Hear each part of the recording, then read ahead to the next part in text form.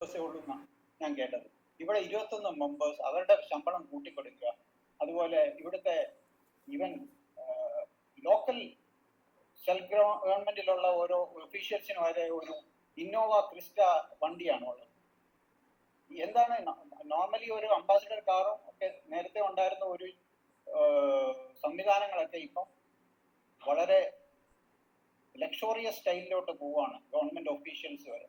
അപ്പൊ ഇതുപോലുള്ള കാര്യങ്ങൾ അവർ ചെയ്യുന്ന ധൂർത്തും അഴിമതി ഉണ്ട്. അതൊക്കെ എക്സ്പോസ് ചെയ്യുകയും അവരെ കൊണ്ട് they are bound to do it, അല്ലെങ്കിൽ they are suppose to resign. If they are not able to do it, they are suppose to resign.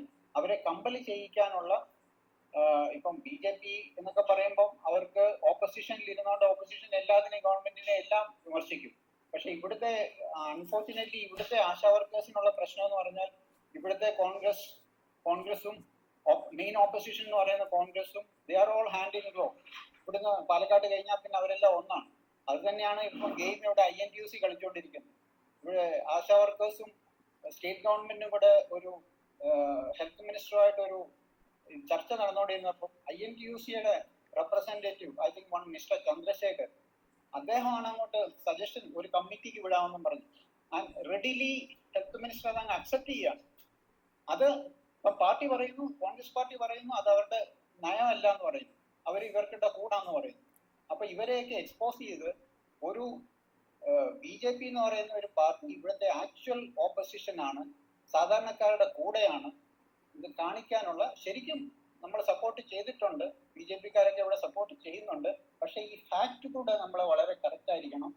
അതുപോലെ നമ്മുടെ കേന്ദ്രമന്ത്രി സുരേഷ് ഗോപി പറഞ്ഞിരുന്ന ഡയറക്റ്റ് ബാങ്ക് ട്രാൻസ്ഫർ, അതായത് കേന്ദ്രത്തിൽ നിന്ന് കിട്ടാനുള്ളത് ഡയറക്റ്റ് ബാങ്ക് DBT എന്ന് പറയുന്ന സിസ്റ്റത്തിലൂടെ അവർക്ക് എത്തിച്ചു കൊടുക്കും എന്നുള്ളത്, അത് എത്രയും പെട്ടെന്ന് ചെയ്യിക്കാന്നുണ്ടെങ്കിൽ അത്രയ്ക്ക് ഒരു, കാരണം ഇവരുടെ ഈ കൺഫ്യൂഷൻ ഉണ്ടാക്കുന്ന കാര്യത്തിൽ നിന്ന് കുറച്ച് കേന്ദ്രം കൊടുക്കാനുള്ളത് let it go to the accounts of these people.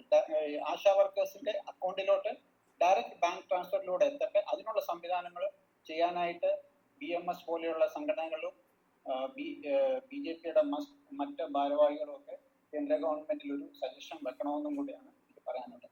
Thank you very much.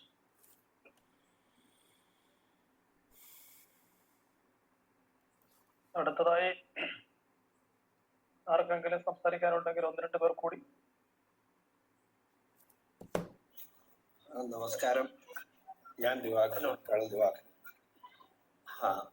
എനിക്ക് പറയാനുള്ളത്, പിന്നെ നമ്മുടെ എല്ലാം ഈ ഡിസ്കഷൻ വളരെ ആവശ്യമാണ്. അതൊരു ഫസ്റ്റ് സ്റ്റെപ്പാണ്. നമ്മൾ ചർച്ച ചെയ്താലേ എല്ലാ കാര്യത്തിനും ഒരു സൊല്യൂഷൻ ഉണ്ടാകും. ചർച്ച ചെയ്യാതെ പ്ലാൻ ഇല്ലാതെ ഒരു കാര്യം മുമ്പോട്ട് പോകും. ചർച്ച ചെയ്യാതെ എല്ലാത്തിൻ്റെയും അടിസ്ഥാനം, എല്ലാ റിസർച്ച് ആയാലും എന്തായാലും ചർച്ച ചെയ്യുമ്പോഴാണ് എല്ലാ മനസ്സുകളും എല്ലാ മൈൻഡും ആക്റ്റീവായിട്ട് പല ഐഡിയകളും പുറത്തു വരുന്നത്. അങ്ങനെ നമ്മളിന്ന് ചർച്ച ചെയ്യുന്നു. ചർച്ച അതിനെ സപ്പോർട്ട് ചെയ്യാനുള്ള എല്ലാ കാര്യങ്ങളും നമ്മൾ എല്ലാ ഗ്രൂപ്പും, അതായത് BMS ആയാലും BJP ആയാലും പാഞ്ചജന്യമായാലും നമ്മളെല്ലാവരും ഐക്യകണ്ഠേന ഈ സമരത്തെ സപ്പോർട്ട് ചെയ്യുന്നു. അത് പക്ഷെ നമുക്ക് ഇതിൽ വിസിബിലിറ്റി ഇനിയും വന്നിട്ടില്ല. അതായത് വിജയകുമാർജി പറഞ്ഞ പോലെയും പിന്നെ മറ്റു പലരും പറഞ്ഞതുപോലെ നമ്മൾ ഇതിനെ പുറത്തു കൊണ്ടുവരണം. അതായത് സോഷ്യൽ മീഡിയയിൽ ഒരു വെറും ചെറിയ യൂട്യൂബിലോ അതിലോ ഒതുങ്ങി നിന്നാൽ മതിയാവില്ല. മെയിൻ മീഡിയയിൽ നമ്മൾ വന്നാലേ അതിനുള്ളൊരു ശരിക്കുള്ള ഒരു പ്രതിവിധി ഉണ്ടാവുകയുള്ളൂ. അത് വരണ്ടെങ്കിൽ നമ്മൾ ഒരു ഡൽഹി എന്ന് പറയുമ്പോൾ ഡൽഹി ഒരു ഇമ്പോർട്ടൻ്റ് ആയിട്ടുള്ള ഒരു പ്ലേസാണ്. അതായത് ഡൽഹിയിൽ എന്തുണ്ടെങ്കിലും അതിന് മെയിൻ ഒരു മീഡിയ കവറേജ് കുറച്ച് അധികമായിരിക്കും. അപ്പോൾ എനിക്ക് പറയാനുള്ളത്, വിജയകുമാർജിയും പിന്നെ ശശിധരൻജിയും ഒക്കെ പറഞ്ഞ പോലെ നമ്മളെല്ലാവരും മുമ്പോട്ട് വന്ന് ഒരു പാഞ്ചജന്യം ഒരു ഇനീഷ്യേറ്റീവ് എടുത്ത് നമ്മളിവിടെ ഡൽഹിയിൽ ഒരു വിസിബിലിറ്റി ഉണ്ടാക്കണം. അതിൽ നമ്മളൊരു സപ്പോർട്ട് ഏതെങ്കിലും ഒരു ദിവസം എവിടെയെങ്കിലും നമ്മൾ അസംബിൾ ചെയ്തിട്ട് ഇതിനൊരു ഒരു പ്രഖ്യാപനം വെറും വെർബലി നമ്മുടെ സോഷ്യൽ മീഡിയയിൽ പറയുന്നത് പോലെ നമ്മളൊരു പോസ്റ്റർ ഉണ്ടാക്കി എന്തായാലും ഇതൊരു ഓർഗനൈസ് ചെയ്തിട്ട് ഒരു പരിപാടി നമ്മൾ നടത്തേണ്ടത് അത്യാവശ്യമാണെന്ന് എനിക്ക് തോന്നുന്നു. എന്നാലേ എന്തെങ്കിലും നമ്മൾ സപ്പോർട്ട് ചെയ്യുന്നുണ്ട് എന്നുള്ളത് ആൾക്കാർ അറിയും. അല്ലാതെ നമ്മളിപ്പം ഇവിടെ ഡിസ്കസ് ചെയ്തു 1 മണിക്കൂറിൽ 2 മണിക്കൂർ ഡിസ്കസ് ചെയ്തുകൊണ്ടും ചിലപ്പോൾ അത് നമ്മൾക്ക് എല്ലാവർക്കും അറിയാം, എല്ലാവരും സപ്പോർട്ട് ചെയ്തു. പക്ഷെ മറ്റുള്ളവർക്ക് ഇതിനെപ്പറ്റി അറിയണ്ടെങ്കിൽ ഇത് യൂട്യൂബിൽ വന്നിട്ട് നോക്കിയാലോ അല്ലെ മറ്റുള്ള കാര്യങ്ങൾ വന്നാൽ അതിനൊന്നും ആർക്കും സമയമില്ല. Everybody is busy, everybody has got their own things to do. But പേപ്പറിന്റെ ഒരു പേജിൽ ഏതൊരു ന്യൂസ് വരുമ്പോൾ അതിനെപ്പോഴും ഒരു അട്രാക്ഷൻ ഉണ്ട്, അതിനൊരു ഇമ്പോർട്ടൻസ് കൊടുക്കും. അപ്പോൾ അത് ആ ഒരു ഇമ്പോർട്ടൻസ് ഉണ്ടാക്കാൻ വേണ്ടി നമ്മളെല്ലാവരും ഈ ഒരു കമ്മിറ്റിയിൽ ഇപ്പോഴത്തെ ഈ എല്ലാ ഭാരവാഹികളും ഉള്ളപ്പോൾ നമ്മൾ ഈ സമയത്ത് തന്നെ ഒരു ചെറിയൊരു ഡിസിഷൻ എടുക്കാൻ പറ്റിയില്ലെങ്കിൽ അത് നന്നായിരിക്കുന്ന എനിക്കുള്ളൊരു അഭിപ്രായം. ഇപ്പോഴേ തന്നെ നമ്മൾ എടുക്കുക, അല്ലാതെ പിന്നെ ഒരു സമയത്തേക്കല്ല. ഈ ഇമ്പോർട്ടൻ്റ് ആയിട്ടുള്ള എല്ലാവരും ഈ ഇന്നത്തെ നമ്മുടെ ചർച്ചയിലുണ്ട്. അപ്പോൾ ഇപ്പം തന്നെ നമുക്കൊരു ചെറിയൊരു വിനോദ്ജി ഇനീഷ്യേറ്റീവ് എടുക്കുക, വിജയകുമാർജി, ശശി മേനോൻജി ഉണ്ട്, പിന്നെ നമ്മുടെ BMSന്റെ ദേശീയ സെക്രട്ടറി ഉണ്ട്. അത് വലിയൊരു നമുക്കൊരു സപ്പോർട്ടാണ്. അപ്പോൾ എല്ലാവരും കൂടി ഒരു ചെറിയൊരു ഡിസിഷൻ ഒരു 5 മിനിറ്റ് നേരത്തേക്ക് അതിനെപ്പറ്റി ചിന്തിച്ചിട്ട് ഒരു ഡിസിഷൻ എടുക്കണം എന്നാണ് എൻ്റെ ഒരു അഭിപ്രായം. Thank you.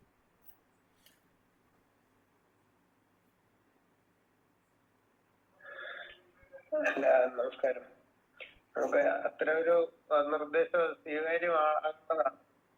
ഡൽഹിയിലെ കേരള ഹൗസിന്റെ മുമ്പിൽ നമ്മുടെ ഒരു 25 പേരെ ഇരുന്നൊരു സായാഹ്ന ധർണ നടത്തിയാല് അതിനൊരു അക്സെപ്റ്റൻസി ഉണ്ടാവും എന്നുള്ള കാര്യത്തിൽ സംശയമൊന്നുമില്ല. ഈ സമരം ഇങ്ങനെ അനിശ്ചിതമായി നീട്ടിക്കൊണ്ടുപോയി ഒന്നുമില്ലാതെയാക്കി എടുക്കാനാണ് ഈ ജനാധിപത്യ സർക്കാർ സ്വീകരിച്ചിരിക്കുന്ന നയം. അതിനാണ് അവര് സമരം നടത്തിക്കൊണ്ടിരുന്ന സമ്മേളന പന്തല് കൊടും മഴ സമയത്ത് പന്തലരിച്ചു മാറ്റാൻ പോലീസിനെ വിട്ടത്. അപ്പൊ അതുപോലെ എങ്ങനെയൊക്കെ അവരെ ദ്രോഹിക്കാമോ അതെല്ലാം ദ്രോഹിച്ച് വെയിലും മഴയും കൊണ്ട് അവരവിടെ സെക്രട്ടേറിയറ്റിന്റെ നടയിൽ ഒരു നരകയാതന അനുഭവിക്കുകയാണ്. അപ്പം അവസാനമായി അവര് മുടി മുറിച്ചു, ചിലര് മുടി മൊത്തമായി പഠിച്ചിറക്കി. ഇനി നാളെ പെട്രോൾ വാങ്ങിച്ചുകൊണ്ട് വന്ന് തലയിലൊഴിച്ച് കത്തിക്കുന്ന ഒരു സാഹചര്യം ഉണ്ടായാൽ പോലും നിർജീവാവസ്ഥയിലിരിക്കുന്ന ഒരു ജനാധിപത്യ സർക്കാര് അവരെക്കെതിരെയുള്ള നമ്മുടെ ഒരു പ്രതിഷേധം നാമമാത്രമായിട്ടെങ്കിലും നമുക്ക് കേരള ഹൗസിന്റെ മുമ്പിൽ നടത്താൻ കഴിഞ്ഞാൽ അതൊരു വലിയ കാര്യമാകുമെന്നാണ് എനിക്ക് സംബന്ധിച്ച് പറയാനുള്ളത്.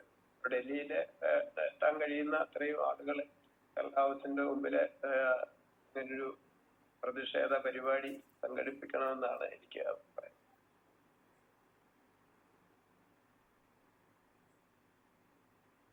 ശിവകുമാർ സാറ്. നമസ്കാരം. എനിക്ക് കുറച്ച് ചോദ്യങ്ങളാണുള്ളത്. ഇപ്പൊ ദിവാകരൻജി പറഞ്ഞു, വിംഗ് കമാൻഡർ പറഞ്ഞു, ബാക്കി പലരും സംസാരിച്ചു, ആക്ഷൻ വേണമെന്നൊക്കെ പറഞ്ഞത് കറക്റ്റാണ്. എനിക്കൊരു 2-3 ചോദ്യങ്ങളാണ് ചോദിക്കാനുള്ളത്. ചെറിയ കാര്യങ്ങളിൽ പോലും കോടതി ഇടപെട്ടിട്ട് പലപ്പോഴും ആക്ഷൻ ഇനീഷ്യേറ്റ് ചെയ്യാറുണ്ട്. എന്തുകൊണ്ട് ഇതിനകത്ത് കോടതിയിൽ നിന്ന് യാതൊരു തരത്തിലുള്ള മൂവ്മെന്റും ഉണ്ടായിട്ടില്ല?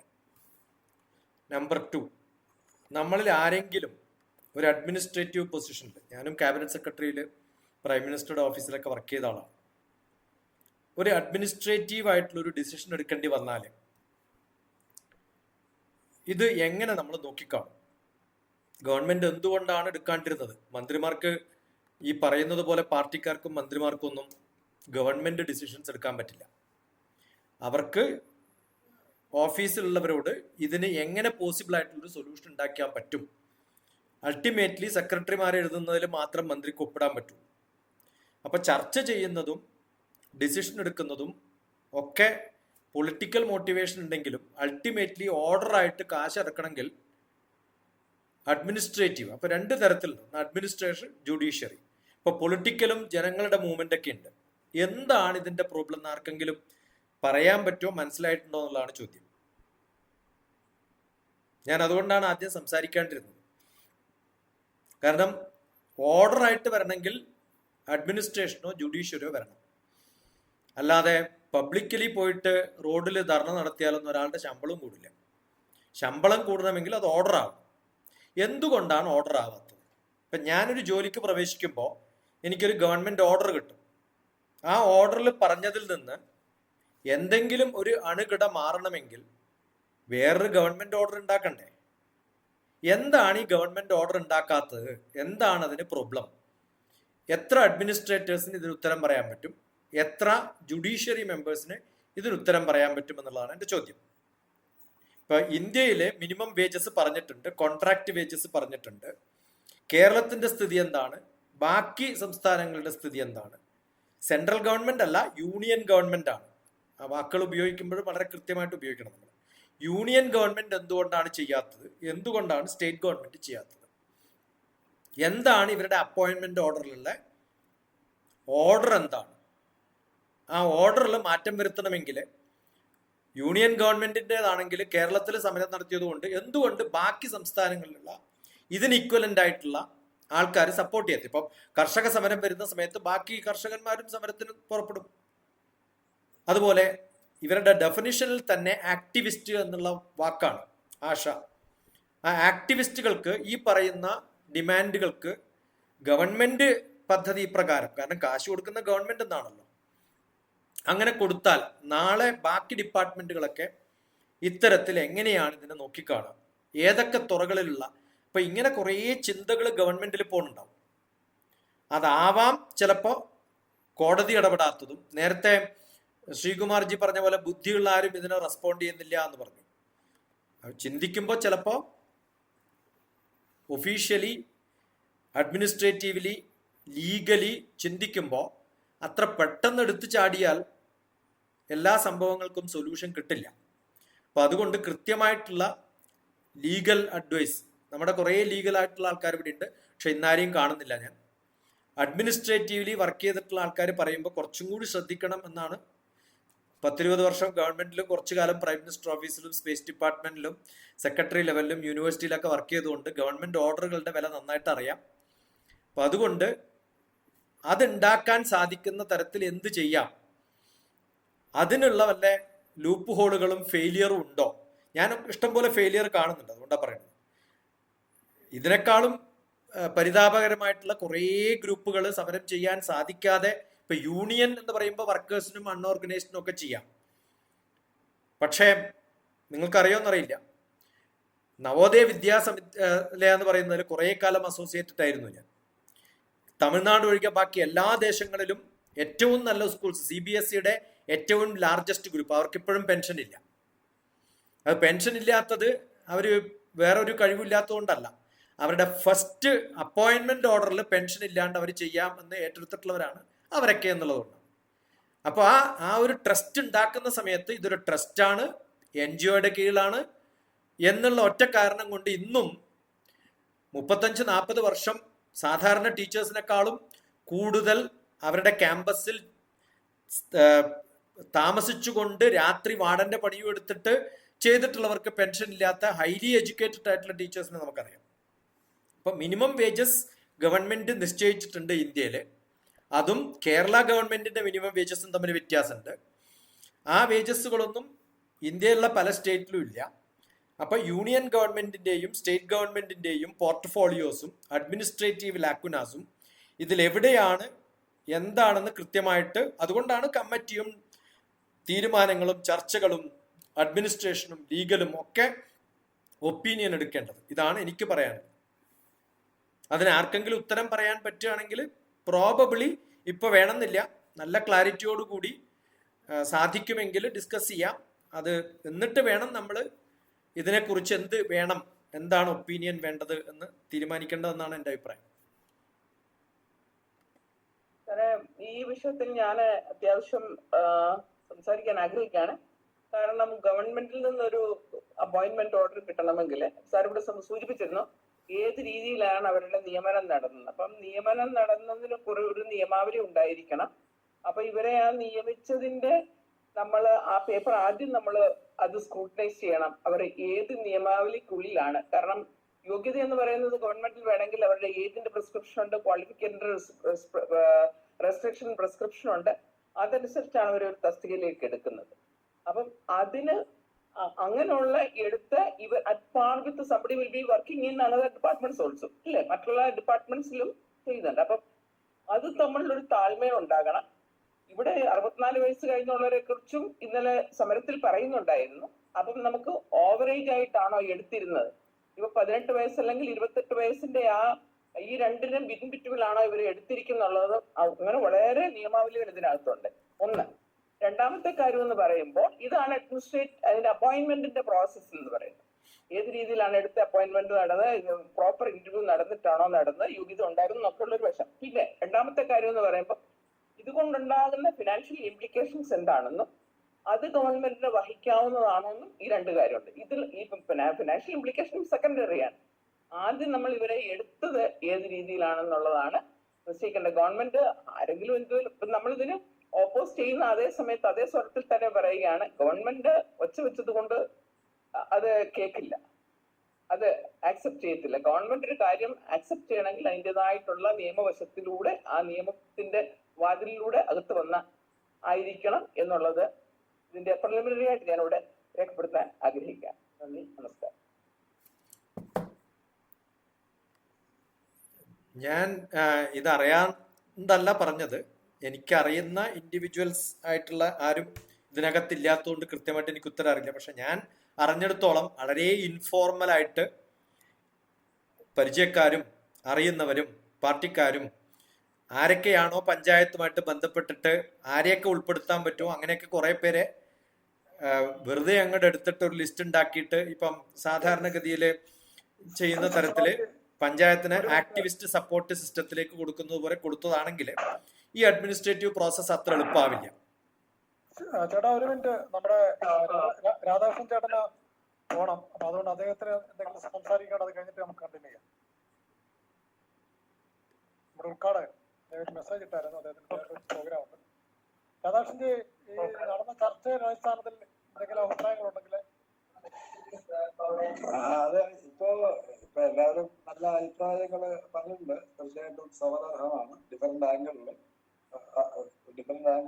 പല അഭിപ്രായം വന്നത് എല്ലാം നമുക്ക് സമർപ്പ് ചെയ്തിട്ട് ഒരു കൺസെൻസസ് എത്തിയിട്ട് ഒന്ന് നമ്മുടെ എന്താ പറയാ ഇതിന്റെ കാര്യങ്ങൾ നേരിടുന്നത് നമ്മളെ കേന്ദ്ര സർക്കാരിന്റെ ഭാഗത്തു നിന്നും മറ്റു മറുഭാഗങ്ങൾക്ക് ഈ പ്രശ്നം തീർക്കാൻ വേണ്ടിയുള്ള ഒരു വാർപ്പാത്തില് കാര്യങ്ങൾ നടക്കുന്നുണ്ട്. തീർച്ചയായിട്ടും ഒരു ജനാധിപത്യ സംവിധാനത്തിലെ സമരങ്ങളോട് കാണിക്കുന്ന ഒരു സമീപനം, പ്രത്യേകിച്ച് കമ്മ്യൂണിസ്റ്റ് ഗവൺമെന്റ്, തീർച്ചയായിട്ടും നമ്മള് തുറന്ന് കാണിക്കണം. പല ആംഗിളുകളിൽ, പല സംഘടനകളും പല ആംഗിളില് NGOs, നോൺ NGOs അങ്ങനെ സംഘടനകൾ പലതും ചെയ്യുന്നുണ്ട്. തീർച്ചയായിട്ടും ഇവിടെ എല്ലാവരും പറഞ്ഞ വലിയേറെ അഭിപ്രായങ്ങളാണ് വിഷയം സംബന്ധിച്ച്. അത് മാത്രമല്ല, എല്ലാവരും വൈകാരികമായിട്ട് ആ വിഷയത്തോട് കാണിക്കുന്ന ആഭിമുഖ്യം വളരെ അഭിനന്ദനാർഹമാണ്. നമുക്ക് വീണ്ടും ആ കാര്യങ്ങളൊക്കെ കൂടിയാലോചിച്ച് നമുക്കൊരു നല്ല തീരുമാനം ഉണ്ടാക്കാൻ കഴിയുന്നതാണ്. എനിക്ക് വേറൊരു പ്രോഗ്രാം ഓർഡറുണ്ട്, ഞാൻ വിരമിക്കുകയാണ്. എല്ലാവർക്കും നമസ്കാരം. Thank you. ഒരു മിനിറ്റ്, 2 മിനിറ്റ്, ഞാനൊരു അഭിപ്രായം പറഞ്ഞിട്ട്. ഓക്കെ സാറേ, ഞാന് നമസ്കാരം, വിനോദ്, ഞാൻ ഡൽഹിയിലാണ്. എനിക്ക് പറയാനുള്ളത്, ഈ കേരളത്തിൽ ഇന്ന് കമ്മ്യൂണിസ്റ്റ് ഗവൺമെന്റാണ്. രാജ്യത്തിന്റെ പുറത്ത് ഉണ്ടായ ഒരു ഐഡിയോളജി വിദ്യാവിഹീനന്മാരായ ഒരു സമൂഹത്തിന്റെ ഇടയിൽ പ്രചരണം നടത്തി പഠിപ്പിച്ച് അധികാരത്തിൽ വന്ന ഒരു പ്രസ്ഥാനം. കമ്മ്യൂണിസ്റ്റ് പാർട്ടിയുടെ ഐഡിയോളജി ഭാരതത്തിൽ ഉണ്ടായി വന്നതല്ല, രാജ്യത്തിന് പുറത്ത്. അതിന്റെ ചിന്തകന്മാരായി വന്ന ഒരു വിദ്യാഭ്യാസമുള്ളവരാണെങ്കിലും അതിന്റെ അണികളായിട്ട് വന്ന മെജോറിറ്റി ആൾക്കാർ വിദ്യാവിഹീനന്മാരായിരുന്നു. കേൾക്കുന്നുണ്ടോ? രാധാകൃഷ്ണനെ കേൾക്കുന്നുണ്ടോ? അപ്പൊ അതുകൊണ്ട് നമ്മള് ഭാരതം അതിന്റെ വളരെ ബൃഹത്തായ കാര്യങ്ങളും പാരമ്പര്യത്തെ കുറിച്ച് നമ്മൾ പറയുന്നു. പക്ഷെ ഈ പാരമ്പര്യമുള്ള പ്രദേശത്ത് ഈ രാജ്യത്തിന്റെ പുറത്ത് ഒരു ഐഡിയോളജിക്ക് എന്തുകൊണ്ട് വേരോട്ടം ഉണ്ടായി എന്നുള്ളൊരു കാര്യം നമ്മൾ പരിശോധിക്കേണ്ടതാണ്. ഇപ്പൊ എന്തുകൊണ്ട് നമ്മൾ ഇന്ന് ഉന്നയിക്കുന്ന പല പ്രശ്നങ്ങളും ഉണ്ടായി. ഈ ഭാരതത്തിന്റെ ജനസംഖ്യ 130 കോടി ആയപ്പോൾ അതിൽ 30 കോടി ഒരു പ്രത്യേക തീവ്ര ചിന്തയിലുള്ള സമൂഹം എന്തുകൊണ്ട് രൂപപ്പെട്ടു? അവർക്കൊരു രാഷ്ട്രീയ പാർട്ടിയെ അധികാരത്തിൽ കൊണ്ടുവരാൻ, ഡൽഹി ഉൾപ്പെടെയുള്ളവരെ കൊണ്ടുവരാൻ കഴിയും. നമ്മള് ശ്രദ്ധിക്കപ്പെടേണ്ട നമ്മുടെ സമൂഹത്തിന്റെ പ്രശ്നങ്ങൾ നിലനിൽക്കുമ്പോൾ അവിടെ നമ്മുടെ ആബ്സൻസിലാണ് മറ്റുള്ളവർ കയറി ഇടപെടുന്നത്. അപ്പൊ അവിടെ ഇനിയുള്ള കാര്യങ്ങളിലെ ദേശീയ നേതൃത്വം, നമ്മുടെ സെൻട്രൽ ഗവൺമെന്റ് നമ്മുടെ സമൂഹത്തിലുള്ള ആൾക്കാരുടെ കഷ്ടപ്പാടിന്റെയും ബുദ്ധിമുട്ടിന്റെയും വിഷയത്തിൽ ഇടപെടാനും നിയമ നിർമ്മാണം നടത്താനും തയ്യാറാകും. 250 രൂപയ്ക്ക് ലോകത്തൊരിടത്തും, അതായത് ലോകത്ത് അന്താരാഷ്ട്ര നിയമങ്ങളും നിലനിൽക്കുന്നുണ്ട്. അപ്പൊ 8 മണിക്കൂർ വിജ്ഞാനം, 8 മണിക്കൂർ വിനോദം, 8 മണിക്കൂർ ജോലി എന്നൊക്കെയുള്ള രീതിയിലുള്ള കാര്യങ്ങൾ അത് ഡിവൈഡ് ചെയ്ത് വന്നത് അമേരിക്കയിലുണ്ടായ ഒരു സമരത്തിന്റെ പശ്ചാത്തലത കാലങ്ങൾക്ക് മുമ്പ്. അത് പിന്നീട് ലോകത്തിന്റെ നിയമമായിട്ട് മാറി. അതുപോലെ നിയമങ്ങളെ മാറ്റിമറിക്കാൻ കഴിയുന്ന ജനപ്രക്ഷോഭങ്ങളുണ്ട്. പല നിയമങ്ങളും മാറിയിട്ടുണ്ട്. നമ്മുടെ ഭരണഘടന തന്നെ എത്ര പ്രാവശ്യം നമ്മൾ ഭേദഗതി ചെയ്യും, ഇനിയും ചെയ്യേണ്ടി വരും പല കാര്യങ്ങളും. അപ്പൊ അതുപോലെ ജനങ്ങളുടെ പ്രക്ഷോഭണത്തിന് വലിയ പ്രാധാന്യമുണ്ട്. ദരിദ്രരായ ആൾക്കാരുടെ പ്രക്ഷോഭണത്തിന് വലിയ പ്രാധാന്യമുണ്ട്. അതിൽ സ്ത്രീകൾ, ഇപ്പൊ നമ്മൾ പണ്ട് ചരിത്രത്തിൽ പഠിച്ചിട്ടുണ്ട്, മുല മുറിച്ച പ്രക്ഷോഭണമാണ്. ഈ ആശാ വർക്കർമാര് അവരുടെ മുടി മുറിച്ചു കഴിഞ്ഞു. അപ്പൊ അവിടെ സംസ്ഥാനമാണ് കേന്ദ്രമാണ് എന്നുള്ളതല്ല പൊതുവീക്ഷണം. സംസ്ഥാനത്തും ഗവൺമെന്റ് ഉണ്ട്, കേന്ദ്രത്തിലുണ്ട്. അപ്പം സംസ്ഥാനത്തിന് ചെയ്യാൻ പറ്റാത്തത് കേന്ദ്രത്തിന് ചെയ്യാൻ അവരെ കൊണ്ട് ചെയ്യിപ്പിക്കാൻ കഴിയണം. അപ്പൊ നമ്മൾ അവകാശവാദങ്ങളോ അല്ലെങ്കിൽ ആക്ഷേപങ്ങളോ ഉന്നയിക്കുന്നതിന്റെ അപ്പുറത്ത് കാര്യങ്ങൾ ചെയ്യാൻ പറ്റണം. നമുക്ക് രാജ്യങ്ങളുടെ നിയമങ്ങൾ പോലും ഭാരതം മാറ്റിക്കൊണ്ടിരിക്കുന്ന സമയം. അതിന് വരുമ്പോൾ സമുദ്രത്തിന്റെ അതിർത്തികൾ, രാജ്യത്തിന്റെ അതിർത്തികൾ, ഇതൊക്കെ നമ്മൾ പുനർനിർണയം ചെയ്യുന്ന കാലഘട്ടത്തിൽ രാജ്യത്തിന്റെ പത്മനാഭന്റെ മണ്ണിൽ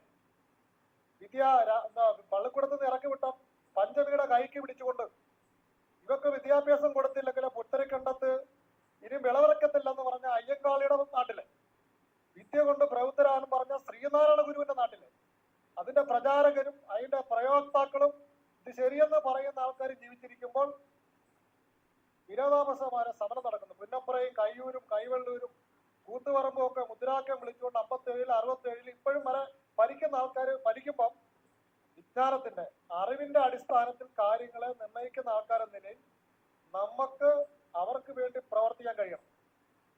അപ്പൊ അവിടെ ഈ പറയത്തില്ലേ, ഈ ഏതൊരു കാലത്തിന്റെയും ഫലം, അതായത് ഈ രാവണന്റെ അസ്ത്രമേറ്റ് മരിക്കാൻ കിടക്കുന്ന രാവണനോട് ഉപദേശം തോടാനായിട്ട് ലക്ഷ്മണനോട് പറയുന്നുണ്ട്.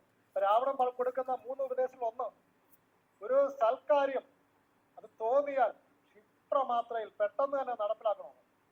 അപ്പം ഇത് നടപ്പിലാക്കേണ്ട ദിവസങ്ങൾ കഴിയും. ഈ രാജ്യത്തെ ഏറ്റവും ദരിദ്രരായ ആൾക്കാർ, പക്ഷെ അവര് നോക്കിക്കാൻ ആശാവർക്കറുടെ സമരത്തിൽ ചെന്ന ഓരോ സ്ത്രീയും പണ്ഡിതന്മാരെ കുറിച്ചാണ്, അവർ അവകാശത്തെക്കുറിച്ചും വിഷയത്തെക്കുറിച്ചും വളരെ ശക്തമായ നിലപാടുകളെടുത്ത് പ്രതികരിക്കും. അത് കേന്ദ്ര ഗവൺമെന്റിന് ഉൾപ്പെടെയുള്ള കൊറോണ വിഷയത്തിൽ ഉൾപ്പെടെ അതിന്റെ പ്രചാരകരും അതിന്റെ പ്രവർത്തനങ്ങളിലും അതിന്റെ ബോധവൽക്കരണ പ്രവർത്തനങ്ങളിലും വളരെ എഫക്റ്റീവായി ഇടപെടുന്ന സമൂഹത്തെ നിരാലംബരാക്കുന്നത് ഓരോ മനസ്സാക്ഷിയുള്ള മനുഷ്യന്റെയും കുറ്റകരമായ അനാസ്ഥയാണ്. ജപ്പാനിലെ ഹീരോഷിമയിലെ ബോംബ് വീണപ്പം ഒരു നിലവിളിച്ചുകൊണ്ട് പോകുന്ന ഒരു നഗ്നയായ പെൺകുട്ടിയുടെ ചിത്രം ലോകത്തിന്റെ ശ്രദ്ധയിൽ വന്നു. ഒരു പെൺകുട്ടിയുടെ ചിത്രമാണ് ലോകത്തിന്റെ നെറുകയിൽ വന്നു. യുദ്ധത്തിനെതിരായിട്ടുള്ള പ്രക്ഷോഭണങ്ങളിലും പ്രഭാഷണങ്ങളിലൊക്കെ ആ കുട്ടി വളരെ ശ്രദ്ധേയമായി. അതുപോലെ നങ്ങേലിയുടെ കാര്യം പറയുന്ന അല്ലെ മറ്റ് സമരങ്ങൾ പറയുന്ന ആൾക്കാരുടെ ഇടയിൽ, പ്രത്യേകിച്ച് കേരളത്തിലെ BMS-നെ പോലുള്ള ഭാരതത്തിന്റെ ദേശീയതയിൽ അഭിമാനം കൊള്ളുന്ന ആൾക്കാരാൽ നയിക്കപ്പെടുന്ന പ്രസ്ഥാനത്തിന് ഒഴിഞ്ഞു മാറി നിൽക്കാനോ അല്ലെങ്കിൽ നമുക്ക് സമയം കൊടുത്തുകൊണ്ടോ ഇടപെടേണ്ടതല്ല. അടിയന്തരമായി യോജിപ്പിക്കാവുന്ന എല്ലാ വ്യക്തികളെയും പണ്ഡിതന്മാരെയും സംഘടനകളെയും യോജിപ്പിച്ചുകൊണ്ട് ഡൽഹിയിലെ അതിന്റെ നടപടിക്രമങ്ങൾക്ക് വേണ്ടിയുള്ളത് ജനകീയ പ്രക്ഷോഭണമാണെങ്കിലാണ്, അല്ലെങ്കിൽ പ്രധാനമന്ത്രിയോ നമ്മുടെ ചുമതലപ്പെട്ട മറ്റാൾക്കാരെ കാണുന്നത് നിയമനിർമ്മാണത്തിന്റെ കാര്യങ്ങൾക്ക് തുടക്കം കുറിക്കുന്നതാണ്. ലോകത്തെ പല കാര്യങ്ങൾക്കും തുടക്കം ഈ ആദ്യമായിട്ട് അവർ പ്രക്ഷോഭണം നടത്തിയ കാര്യങ്ങൾ വന്നിട്ടില്ല.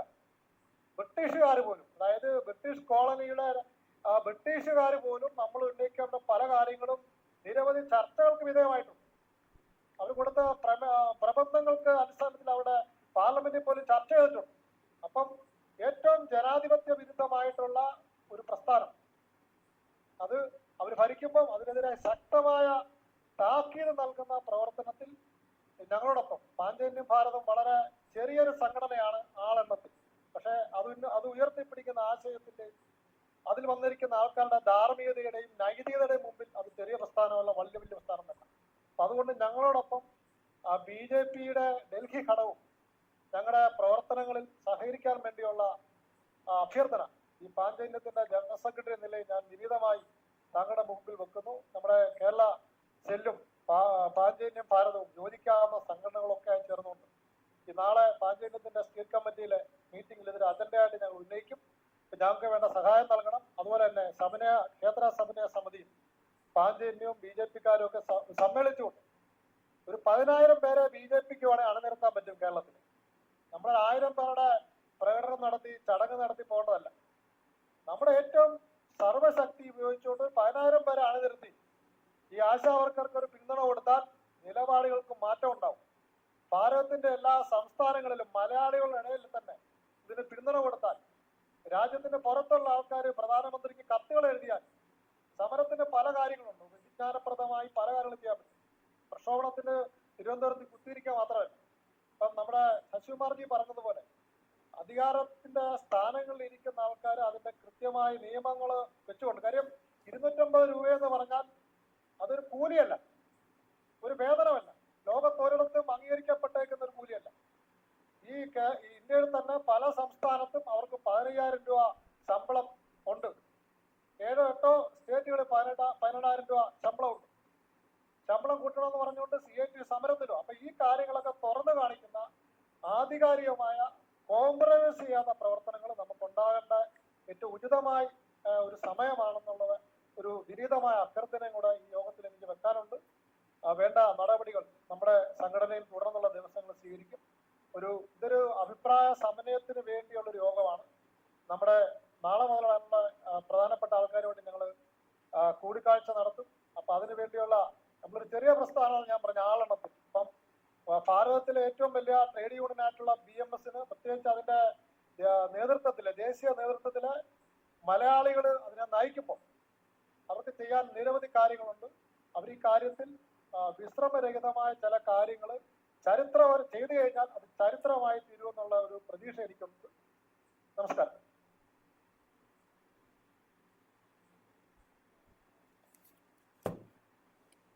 സോറി, എനിക്ക് ഒരു കാര്യം കൂടെ പറയാനുണ്ടായിരുന്നു. പറയാൻ പറ്റുമോ?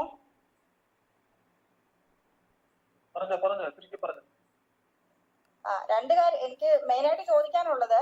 നമ്മളിപ്പോ ഇവർക്ക് ഈ ആശാ വർക്കേഴ്സിനെ അപ്പോയിന്റ് ചെയ്യുമ്പോൾ അല്ലെ അവരെ സെലക്ട് ചെയ്യുമ്പോൾ എന്താണ് അവർക്ക് അവരുടെ ഓർഡറിൽ കൊടുത്തിരിക്കുന്നത് എന്താണെന്നുള്ളത് ഒരു സംശയം ഉണ്ടെന്നുള്ള ഒരു കാര്യം ഇവിടെ അഭിപ്രായപ്പെട്ടു. അവർക്ക് എന്ത് തന്നെ ആ സമയത്ത് അവർക്ക് ഓർഡർ അടിച്ചു കൊടുത്തിട്ടുണ്ടെങ്കിലും ഇവിടെ നിയമസഭയിലാണല്ലോ കാര്യങ്ങളൊക്കെ തീരുമാനിക്കുന്നത്. ഒരു അഡ്മിനിസ്ട്രേറ്റർ ആയിട്ട് ഇരിക്കുന്ന ഒരാളൊന്നും അല്ല ഒരു ഓർഡർ കൊണ്ടുവരുന്നത്. അയാൾ ഒരു ഓർഡർ അടിച്ചു കൊടുക്കുമായിരിക്കും, പക്ഷെ അത് മോളിൽ നിന്നും പറയുന്നത് പ്രകാരം മാത്രമാണ് അവർ അടിച്ചു കൊടുക്കുക. ഇവിടെ പിന്നെ 2 ലക്ഷം ഉണ്ടായിരുന്ന PSC മെമ്പേഴ്സിന് 4 ലക്ഷം ആക്കിയത് ആരാണ്? സർക്കാരാണ്.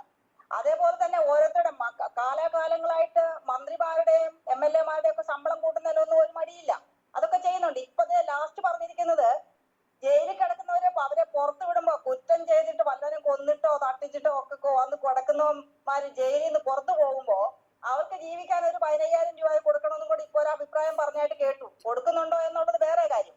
അപ്പൊ ഇതിനൊക്കെ തീരുമാനിക്കാനായിട്ട് ഇവർക്ക് പറ്റും. ഈ ദാരിദ്ര്യത്തിൽ കിടക്കുന്നവരെ മാത്രം കാണാനായിട്ട് അവർക്ക് കണ്ണില്ല. അപ്പൊ ഓർഡർ എന്തായാലും ഓർഡർ ഇറക്കേണ്ടത് ആരായിക്കോട്ടെ, പക്ഷെ അത് മോളിൽ നിന്നാണ് വരുന്നത്. നിയമസഭയിലാണ് ഈ കാര്യങ്ങളൊക്കെ തീരുമാനിക്കേണ്ടത്. അപ്പൊ അവരെ കൊണ്ട് അത് തീരുമാനിപ്പിക്കാൻ പറ്റുന്ന രീതിയിൽ നമ്മൾ വളരെ സ്ട്രോങ് ആയിട്ട് പ്രവർത്തിക്കണം എന്നാണ് എനിക്ക് വീണ്ടും നേരത്തെ ഞാൻ പറഞ്ഞെങ്കിലും ഇനി വീണ്ടും ഒരിക്കൽ കൂടി ഞാൻ അതാ പറയുന്നത്. കാരണം അത്രയും കഷ്ടപ്പെട്ട് ജീവിക്കുന്ന ആൾക്കാര് അവർക്ക് 25,000 രൂപ എങ്കിലും കൂട്ടി കൊടുക്കാൻ വേണ്ട കാര്യങ്ങൾ നമ്മൾ ചെയ്യണമെന്നാണ് എനിക്ക് പറയാനുള്ളത്. അപ്പൊ ഈ ഒരു കാര്യം എനിക്ക് ഇപ്പോഴാണ് ഓർമ്മ വന്നത്. ഈ 15,000 രൂപ ജയിലിൽ കിടന്നവര് വരെ കൊടുക്കണമെന്ന് പറയുന്നുണ്ട്. ഇവിടെ കിടന്ന് നല്ലോണം പണിയെടുക്കുന്നവർക്കേ കൊടുക്കാൻ അവർക്ക് കാണാൻ കണ്ണില്ല. അവരുടെ കണ്ണ് തുറപ്പിക്കണം എങ്ങനെയെങ്കിലും. നല്ല എന്താ പറയാ, തൊഴിലാളി വർഗത്തിന്റെ പാർട്ടിയല്ലേ. തൊഴിലാളി വർഗത്തിന്റെ പാർട്ടിയുടെ ഒക്കെ ഇപ്പോഴത്തെ അവസ്ഥ എന്താണെന്നുള്ളത് നമ്മൾ ഒരുപാട് സംസാരിക്കാൻ സമയമില്ലാത്തതുകൊണ്ട് ഞാനൊന്നും പറയുന്നില്ല. ഇതിനെ കുറച്ച് വികാരഭരിതയായിട്ട് ഞാൻ എന്റെ അഭിപ്രായം പ്രകടിപ്പിച്ചു. സോറി. ഓക്കെ. ഒരു കാര്യം ഒന്ന് പറഞ്ഞോട്ടെ, സരസ്വമ പറഞ്ഞതിനോട് ഞാൻ പൂർണ്ണമായിട്ട് യോജിക്കുന്നു. അതിന്റെ കൂടെ എനിക്ക്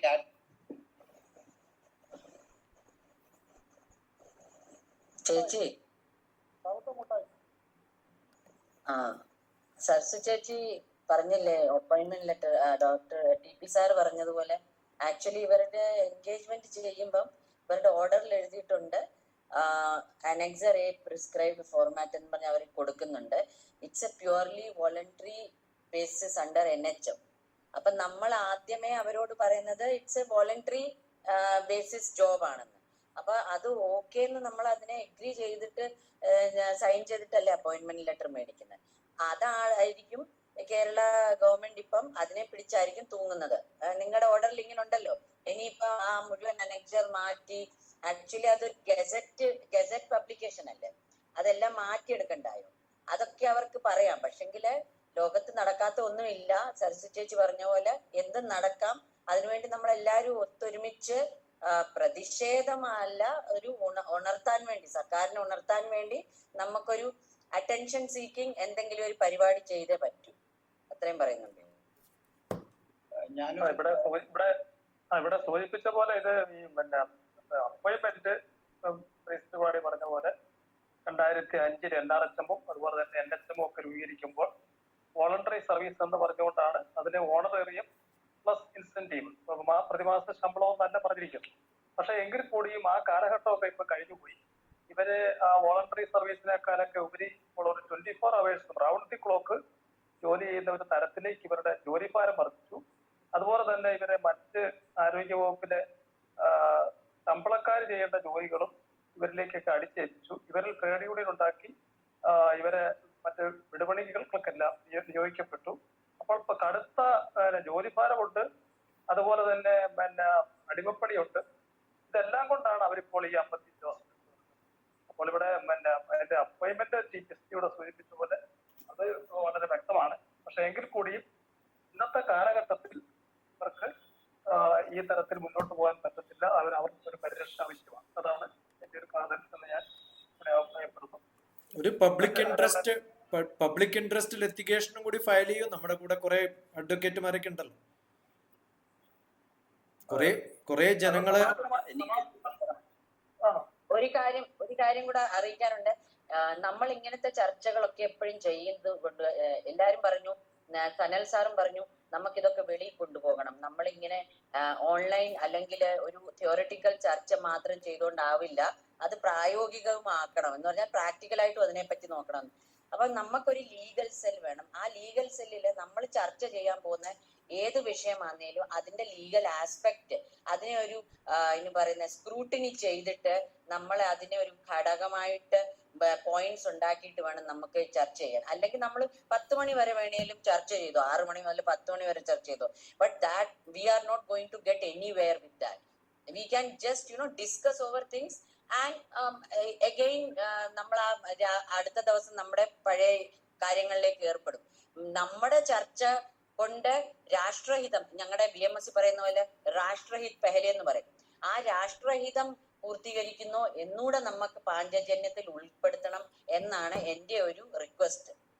താങ്ക് യു സർ. ഒരു കാര്യം പറഞ്ഞോട്ടെ, TPS സാർ ചോദിച്ച ചോദ്യം, അതിൽ ആദ്യം കോർട്ട് എന്തുകൊണ്ട് ഇടപെടുന്നില്ല എന്നുള്ള ഒരു ചോദ്യം, ആ പബ്ലിക് ഇൻട്രസ്റ്റ് ലിറ്റിഗേഷൻ. അതിനോട് ഞാൻ ഒരു അഡ്വക്കേറ്റും കൂടെ ആയതുകൊണ്ട് അതിനോട് ഞാൻ യോജിക്കുന്നില്ല. കാരണം നമ്മുടെ കോൺസ്റ്റിറ്റ്യൂഷൻ അനുസരിച്ചും judiciary, executive, legislature well laid down separation of powers ഉണ്ട്. അതിലെ ആദ്യമേ തന്നെ ഇതൊരു വെൽഫെയർ മെഷറാണ്.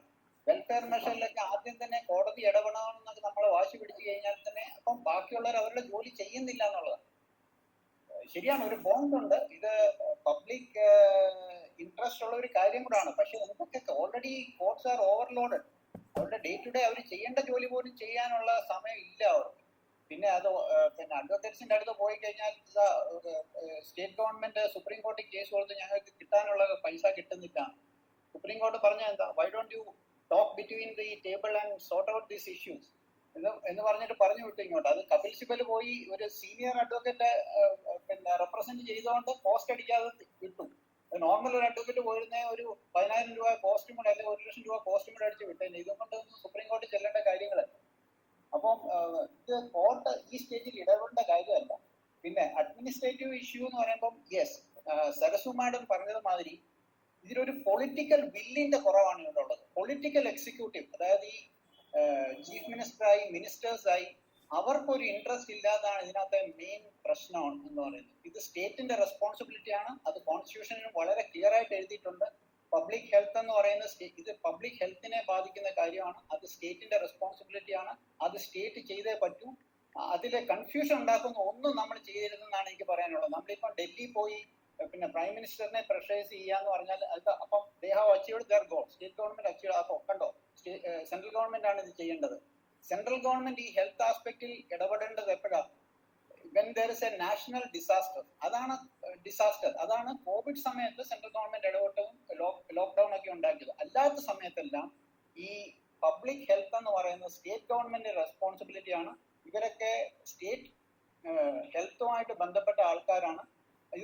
അവര് ഒരു ഒഫീഷ്യൽ വർക്കേഴ്സ് ഇല്ല, അതുകൊണ്ട് മിനിമം വേജസ് ആക്ട് ഒന്നും ഇവർക്ക് ആപ്ലിക്കബിൾ അല്ല. അതിലാണ് കയറി ഇവരൊക്കെ പിടിച്ചിരിക്കുന്നതും.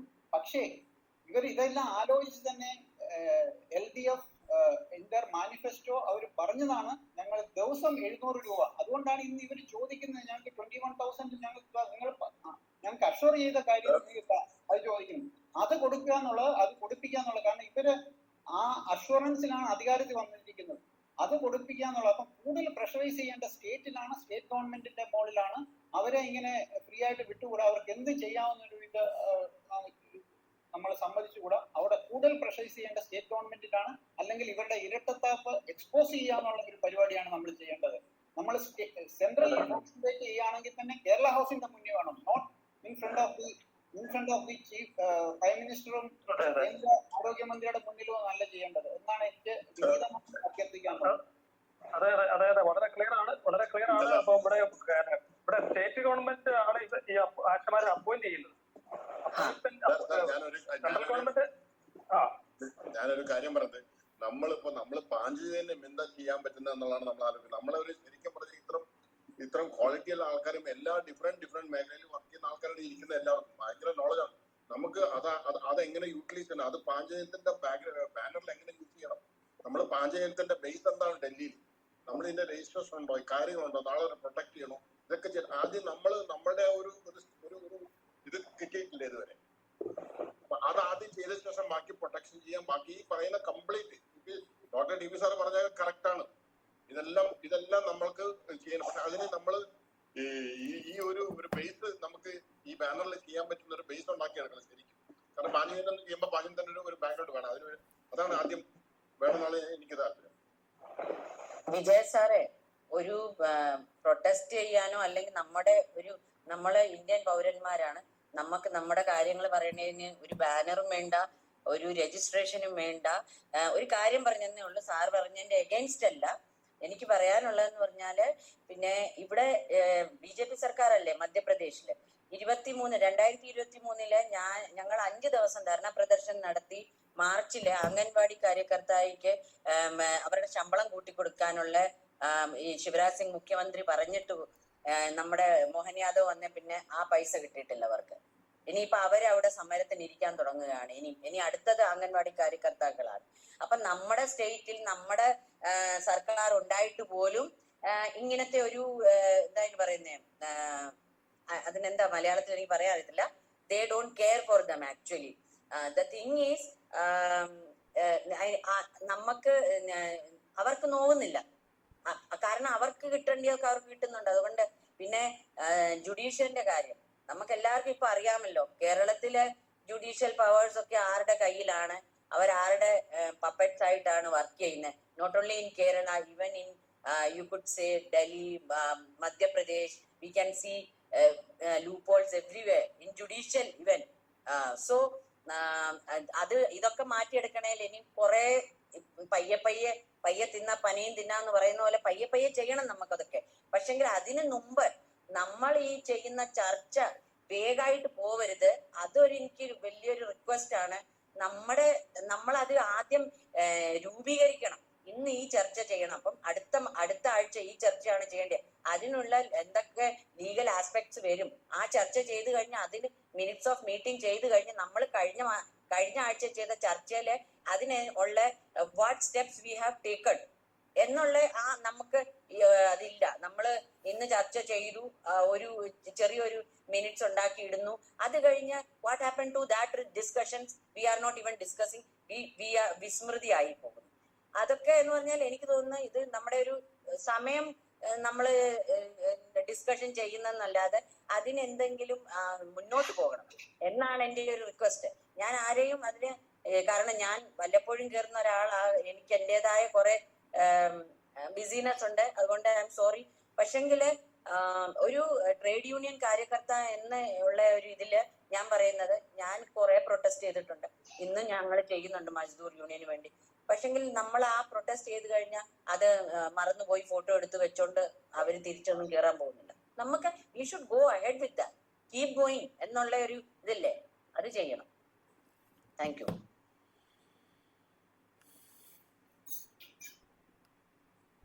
ഞാനൊരു ലീഗൽ ബാക്ക്ഗ്രൗണ്ടും കൂടി ഉള്ള ആളാണ്. ഞാൻ LLB പാസ്സായി പോയിട്ടുണ്ട് അബദ്ധത്തിൽ. ഇത് കാര്യമായിട്ട് പഠിച്ചിട്ടാണ് ഞാൻ പറയുന്നത്. അതുപോലെ കോർട്ടുകളുമായിട്ട് നല്ല ബന്ധമുള്ള ഒരാളാണ്. അപ്പോൾ കോർട്ടിന് കുറേ തിരക്കുണ്ടെന്ന് പറഞ്ഞിട്ട് ഏതെങ്കിലും ഒരാൾ അത് ഏത് ലെവലിൽ എടുക്കണം, ആരെടുക്കണം എന്നുള്ളതിനനുസരിച്ചിട്ടാണ്. ഇപ്പൊ പൂരം നടത്താൻ വേണ്ടി സ്റ്റേറ്റ് ഗവൺമെന്റിനെ ശാസിക്കാൻ കോർട്ടിന് സാധിക്കുമെങ്കിൽ ആ കോർട്ടിൽ വിശ്വാസമുള്ള ഒരാൾ തന്നെയാണ്. കാരണം അതുമായിട്ട് ബന്ധപ്പെട്ടത് കൊണ്ട് കോടതിയിലും ഗവൺമെന്റിലും അഡ്മിനിസ്ട്രേഷനിലും ജനങ്ങളിലും ഈ എല്ലാ പവറിലും മീഡിയയിലും ഈ 5 ഡിഫറെന്റ് തരങ്ങളിലും ഒരുപോലെ വിശ്വാസവും ഒരുപോലെ വേണമെന്ന് വിശ്വസിക്കുന്ന ഒരാളാണ്. അപ്പൊ അത് വേണ്ട എന്നുള്ള തരത്തിലല്ല ഞാൻ പറഞ്ഞത്. പാരലലി ഇതൊക്കെ ചെയ്യണം, കൃത്യമായിട്ട് പഠിക്കണം, എന്തൊക്കെ ചെയ്യാൻ സാധിക്കുമോ അതൊക്കെ ചെയ്യണം.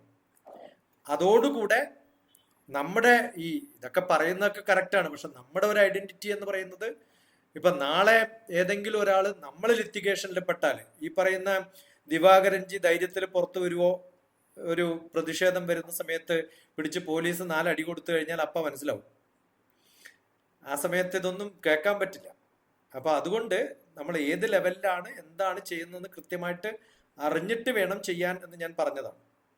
അതല്ലെങ്കിൽ പിന്നെ ബാക്കിയുള്ള പല പ്രശ്നങ്ങളും ഒക്കെ ചിലപ്പോൾ അതിന്റെ മുകളിൽ വരാൻ സാധ്യതയുണ്ട്. അതുകൊണ്ടാണ് കുറച്ച് കെയർഫുൾ ആവണം എന്ന് ഞാൻ പറഞ്ഞത്. സാറേ, കോർട്ടിൽ പോയാൽ വേറൊരു പ്രശ്നം പറയാനുള്ളത് ഇതിന്റെ പ്രശ്നം എന്ന് പറഞ്ഞാൽ ഇവരൊക്കെ എക്സ്ക്യൂസിന് വേണ്ടി കാത്തിരിക്കുകയാണ്. ഈ ആക്ച്വൽ ചെയ്യേണ്ടവർ സ്റ്റേറ്റ് ഗവൺമെന്റ് അത് കഴിഞ്ഞ ആരെങ്കിലും കോർട്ടിൽ പോയാൽ പറയും C the matter is sub judice, കോടതിയുടെ പരിഗണനയില്ല, ഇനി ഞങ്ങൾക്കൊന്നും ചെയ്യാൻ പറ്റത്തില്ല. ഇവരുടെയൊക്കെ കയ്യിൽ ഇതാണ്, എന്ത് എക്സ്ക്യൂസിൽ കാര്യങ്ങൾ നീട്ടിക്കൊണ്ട് പോവാം.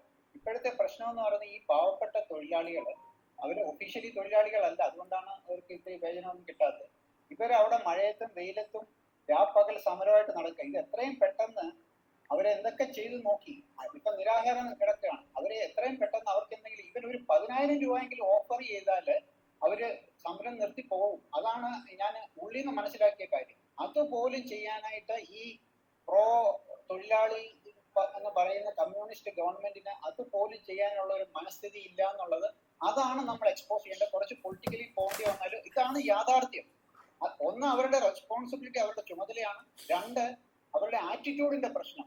നമ്മളിപ്പോ കേരളത്തിലെ മാത്രം പറയുന്നത്. ഇപ്പം ഡോക്ടർ ഗ്രീസ് ത്രിപാഠി മധ്യപ്രദേശിലെ പറഞ്ഞു, മറ്റു പല സ്റ്റേറ്റിലും പ്രശ്നങ്ങളുണ്ട്. പക്ഷെ ഇപ്പൊ നമുക്ക് കോൺസെൻട്രേറ്റ് ചെയ്യേണ്ട കേരളത്തിലെ ആശാ വർക്കേഴ്സിന്റെ കാര്യമാണ്. സെൻട്രൽ ഗവൺമെന്റിന് ഒരു ഇൻസെന്റീവ്സ് ഇൻക്രീസ് ചെയ്യുന്ന ഒത്തിരി കാര്യങ്ങൾ നോക്കാനുണ്ട്. എല്ലാ സ്റ്റേറ്റിലും ടോട്ടൽ ഏതാണ്ട് 30 lakhs അല്ലെങ്കിൽ ASHA workers all over India ഏതാണ്ട് 10 lakhs ഉണ്ടെന്നാണ് ഞാൻ ഇവിടെ കണ്ടത്.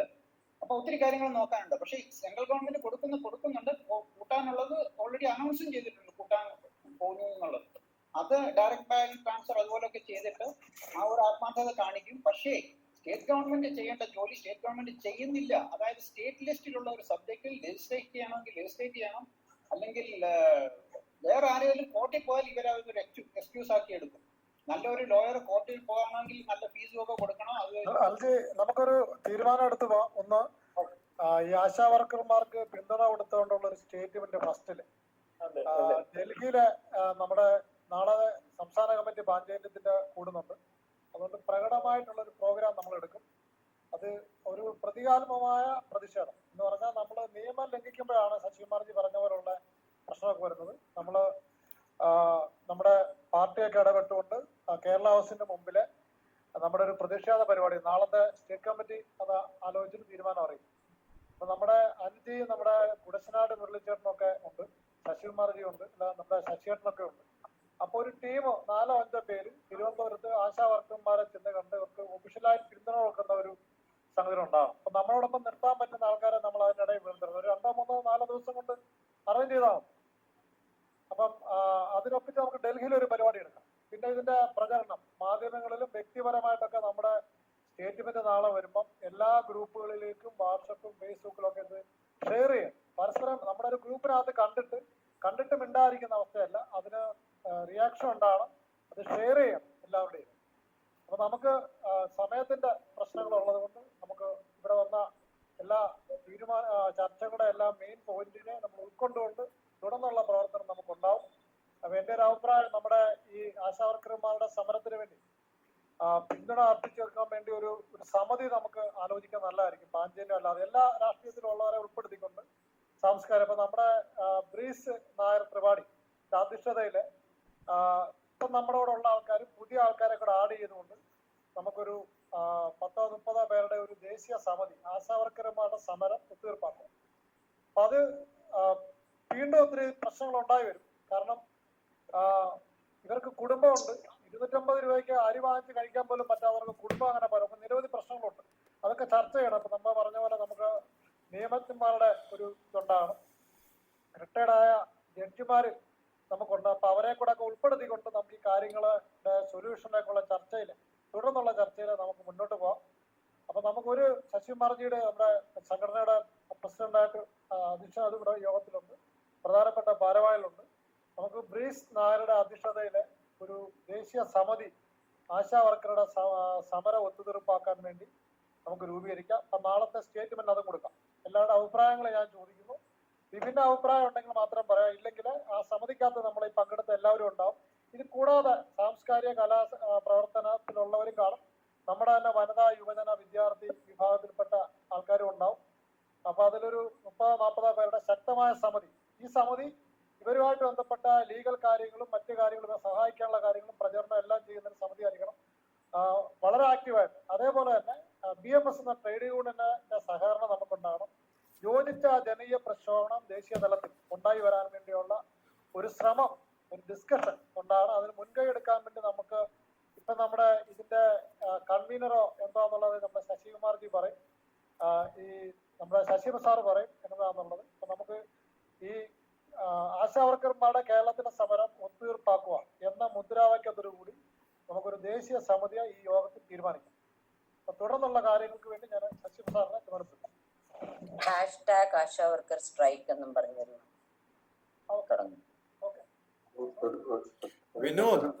വിനോദ് തിരുവനന്തപുരത്ത് അവർ നടത്തുന്ന പന്തലില് പോവെങ്കിലും ചെയ്യാൻ കുറച്ച് റെപ്രസെന്റേറ്റീവ് ആരെങ്കിലും തിരുവനന്തപുരത്ത് ഭാഗത്തുണ്ടെങ്കിൽ അത് ഞാൻ പറഞ്ഞു. നമ്മുടെ കുടശനാട് മുരളിച്ചേട്ടൻ, നമ്മുടെ അല്ലിയേട്ടനൊക്കെ ഉണ്ട്. അതെ. നമുക്കൊരു അപ്പൊ ആ ഒരു ലോക്കൽ തിരുവനന്തപുരം ഗ്രൂപ്പും കൂടി ഉണ്ടെങ്കിൽ അതിന് ഒരു പ്രാധാന്യം ഉണ്ടാവും. അത് സാറേ, ഞാൻ ഒരു കാര്യം എന്റെ ഇടയ്ക്ക് കയറുന്നു. നമ്മൾ പോകുമ്പോ എന്തെങ്കിലും ഒരു കുറച്ചൊരു കളക്ഷന് എടുത്തിട്ട് അത് അവർക്കൊരു ധനസഹായമായിട്ട് ചെല്ലുക. അപ്പൊ എനിക്ക് തോന്നുന്നു കുറച്ചുകൂടി കാരണം അവർ ഒത്തിരി സാമ്പത്തികമായിട്ട് പ്രശ്നത്തിലിരിക്കുന്ന എല്ലാവരും അതിന്റെ എല്ലാം ഇത് വരുന്നുണ്ട്. അപ്പൊ അതുകൂടെ നോക്കുകയാണെങ്കിൽ കുറച്ചുകൂടി വാല്യൂ കിട്ടുമായിരിക്കും നമുക്ക്. അത് നമ്മൾ എങ്ങനെ ചെയ്യുന്നത് പ്ലാൻ ചെയ്യാം. അത് നമുക്ക് ആലോചിക്കാവുന്നതാണ്. അപ്പൊ നമ്മുടെ ഒരു ഡെലിഗേറ്റ് സെഷൻ അവരെ കാണാൻ വേണ്ടി പോകുന്നത് ദേശീയ സമിതി. നാളത്തെ ഡൽഹിയിലെ പരിപാടികൾ ഡൽഹി സംസ്ഥാന കമ്മിറ്റി നമുക്ക് ആലോചിച്ച് തീരുമാനിക്കാം. ഓക്കെ വിജയമാർജി? ഓക്കെ. അപ്പൊ അത് ശശിമാർജി അത് നമുക്ക് ഡിക്ലെയർ ചെയ്യാമല്ലോ നമ്മുടെ ബ്രീസ് നായർ ത്രിപാഠിയുടെ അധ്യക്ഷതയില്. പിന്നെ വിനോദ്ജി ഒരു ഇടയ്ക്ക് കയറുന്നു. ഈ ഡൽഹി നമ്മൾ മറ്റു കാര്യങ്ങൾ ചെയ്യുമ്പോൾ ഡൽഹിയിലുള്ള ലീഗൽ മാറ്റർ നോക്കണം. കാരണം ഇതെല്ലാം ഇപ്പൊ 144 ഒക്കെ ഉള്ള സ്ഥലങ്ങളാണ്, ഏരിയൊക്കെയാണ്. അപ്പൊ നമ്മള് എനിക്ക് അനുഭവം കൊണ്ട് പറയാണ്. അപ്പൊ നമ്മള് ഇത് ഏത് ബാൻഡ് ചെയ്യുന്നോ അതിന്റെ എല്ലാ കാര്യങ്ങളും ലീഗൽ വശങ്ങളും നോക്കിയിട്ട് വേണം ചെയ്യാൻ. നമുക്ക് റോഡിൽ വെച്ച് വരുമ്പോഴേ ഇതെല്ലാം വരുന്നത്. നമ്മളൊരു റൂമില് ഒരു സ്ഥലത്ത് നടത്തുമ്പോൾ അത് കുഴപ്പമില്ല. സമ്മേളനം അല്ല, ഞാൻ വിചാരിച്ച് കേരള ഹൗസിന് മുമ്പിലൊക്കെ പോകുന്ന പറയുന്നത് നമ്മൾ ശരിക്കും അത് നോക്കണം. അതിന്റെ പെർമിഷൻ എടുത്താൽ മതി, IB പെർമിഷൻ എടുത്താൽ മതി. അത് ശരിയാവും. ഞങ്ങൾ ഓൾറെഡി ചെയ്തിട്ടുള്ളതാണ്. നമ്മൾ ചെയ്യുന്നത് BJPയുടെ പേരിലാണ്. അപ്പൊ അതുകൊണ്ട് നമ്മളിപ്പോ പ്രദേശ് ഡൽഹി സ്റ്റേറ്റ് ഓഫീസിൽ നിന്നുള്ള ലെറ്റർ കിട്ടിക്കഴിഞ്ഞാൽ നമ്മൾ കോർഡിനേറ്റ് ചെയ്യുന്നതാണ്. പക്ഷെ നമ്മള് പാചകത്തിന്റെ പേരിലാകുമ്പോഴത്തേക്ക് അതിന്റെ ഡീറ്റെയിൽ വേണം. അപ്പൊ നമുക്ക്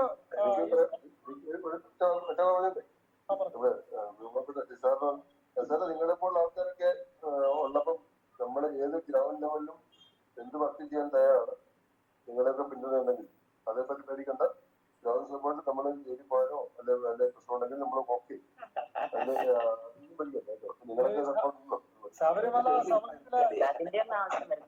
ശബരിമല സമരത്തിലെ നെടുനായകത്വമായിരുന്നു കാട്ടൂർ സനിൽ.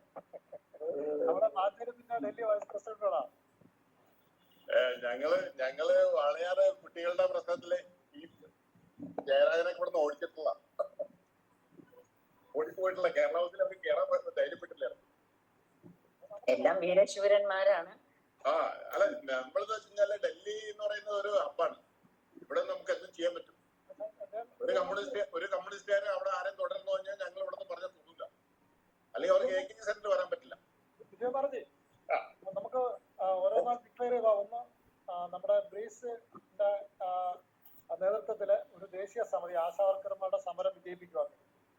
അതാ വേണ്ടത്. അതാണ് നമുക്ക് കംപ്ലീറ്റ് ഓൾ ഓവർ ഇന്ത്യ എന്നുള്ള ഒരു പാഞ്ചജന്യം ഉള്ള ആ ഒരു ഇത് ഉണ്ടാക്കിയെടുക്കും. തീർച്ചയായിട്ടും അതാ വേണ്ടത്. ഇപ്പൊ ഭോപ്പാലിലൊക്കെ നമുക്ക് ഒത്തിരി ഭോപ്പാലിലൊക്കെ ആൾക്കാരുണ്ട്. പറ്റുന്ന സ്റ്റേറ്റുകളിൽ നിന്നൊക്കെ റെപ്രസെന്റേറ്റീവിന് ഇടുക, എന്നിട്ട് ഓരോന്നിനും ഓരോ സ്റ്റേറ്റ് റെപ്രസെന്റേഷൻ വരണം. അപ്പൊ കുറച്ചും കൂടി ഒരു വൈഡറാവും. അതെ അതെ. അപ്പം ശശി പ്രസാദ് അതൊന്ന് അനൗൺസ് ചെയ്തിട്ട് നമുക്ക് കൺക്ലൂഡ് ചെയ്യാം. ഇപ്പം പൊതുവായ ഒരു തീരുമാനത്തിലേക്ക് എത്തിയിരിക്കുന്നത്, ഒന്ന്, നാളെ തന്നെ ഒരു പത്രപ്രസ്താവന, അതുപോലെ തന്നെ നമ്മുടെ വാട്സാപ്പ് ഗ്രൂപ്പുകളിൽ എല്ലാവരും മെസ്സേജ് പോവുക. രണ്ട്, ഡൽഹിയിൽ നമ്മൾ വിസിബിൾ ആയിട്ടുള്ള ഒരു നമ്മുടെ ഒരു ഐക്യദാർഢ്യം പ്രഖ്യാപിക്കുക. ഒന്ന്, ട്രിവാൻഡ്രത്ത് നമ്മൾ അവരെ വിസിറ്റ് ചെയ്യുക. എന്തെങ്കിലും ഒരു ചെറിയ ഒരു സഹായം കൊടുക്കാൻ പറ്റുമെങ്കിൽ അതും കൂടി ആലോചിക്കുക. പിന്നെ ഇതിന്റെ ദേശീയ തലത്തിലുള്ള പ്രചാരണത്തിൽ സഹായ പ്രവർത്തനങ്ങൾക്കുമായിട്ട് ഒരു ദേശീയ സമിതി ഡോക്ടർ ബ്രീസ് നായർ ത്രിപാഠിയുടെ അധ്യക്ഷതയിൽ ഇവിടെ സന്നിഹിതരായിരിക്കുന്ന എല്ലാവരും തുടർന്ന് ആളുകളെ കോച്ച് ചെയ്തുകൊണ്ട് അത് വിശദമാക്കാനും തീരുമാനിക്കും. പിന്നെ അതോടൊപ്പം തന്നെ നിയമവശങ്ങളും അതുപോലെയുള്ള മറ്റു വശങ്ങളും എല്ലാം ഈ സമിതി ഒരു പ്രത്യേകമായിട്ടുള്ള ഉപസമിതി കൂടി രൂപീകരിക്കുക. വേറെ മറ്റെന്തെങ്കിലും ഉണ്ടോ? അതിന്റെ കൺവീനറാണോ? എങ്ങനെയാണ് അതിന്റെ കൺവീനർ അല്ലേ? അധ്യക്ഷയായിട്ടാണ്. അധ്യക്ഷ. ഓക്കെ. ആശാ സമരം വിജയിപ്പിക്കുക. അപ്പൊ അതിനൊരു പേര് എന്താണ്? സമര സഹായ അങ്ങനെയൊക്കെ ഉണ്ടല്ലോ പേര്.